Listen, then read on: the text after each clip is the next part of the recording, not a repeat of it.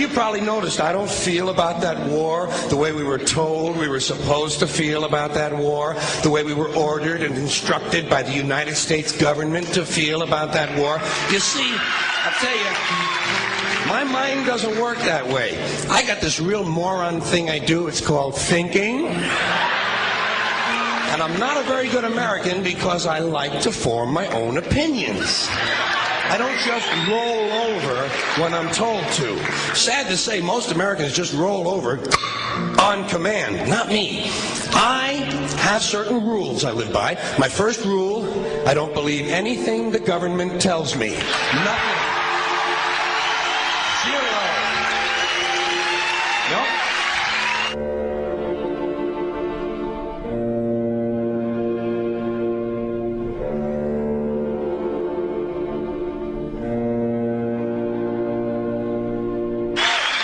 And I don't take very seriously the media or the press in this country, who in the case of the Persian Gulf War were nothing more than unpaid employees of the Department of Defense, and who most of the time function as kind of an unofficial public relations agency for the United States government.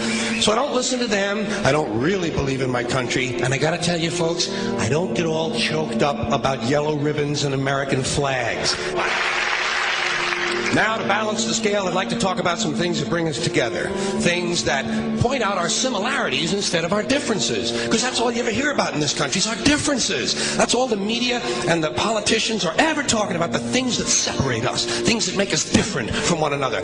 That's the way the ruling class operates in any society. They try to divide the rest of the people. They keep the lower and the middle classes fighting with each other so that they, the rich, can run off with all the fucking money. Fairly simple thing, happens to work.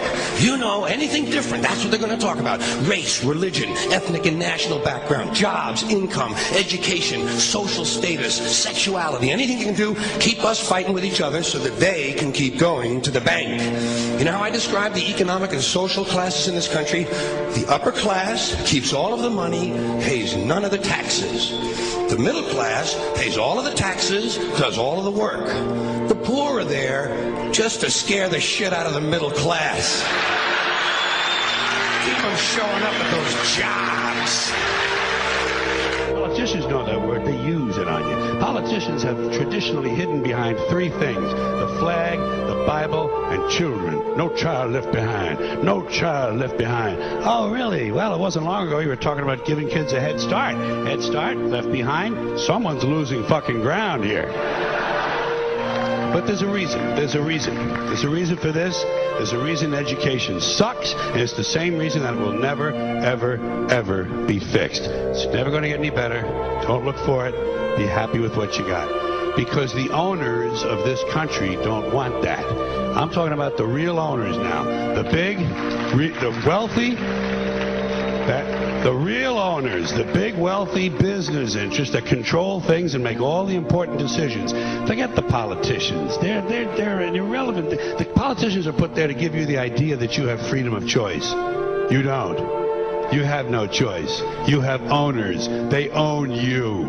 They own everything. They own all the important land. They own and control the corporations. They've long since bought and paid for the Senate, the Congress, the state houses, the city halls. They got the judges in their back pockets, and they own all the big all the big media companies. So they control just about all of the news and information you get to hear. They got you by the balls.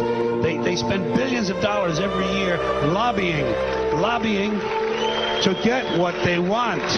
Well, we know what they want. They want more for themselves and less for everybody else. But I'll tell you what they don't want.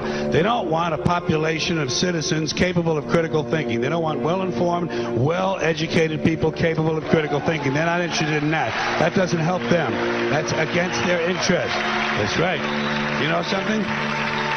They don't want people who are smart enough to sit around the kitchen table and figure out how badly they're getting fucked by a system that threw them overboard 30 fucking years ago. They don't want that. You know what they want? They want obedient workers. Obedient workers. People who are just smart enough to run the machines and do the paperwork, and just dumb enough to passively accept all these increasingly shittier jobs with the lower pay, the longer hours, the reduced benefits, the end of overtime, and the vanishing pension that disappears the minute you go to collect it. And now they're coming for your Social Security money. They want your fucking retirement money. They want it back so they can give it to their criminal friends on Wall Street. And you know something? They'll get it. They'll get it all from you sooner or later because they own this fucking place. It's a big club, and you ain't in it. You and I are not in the big club.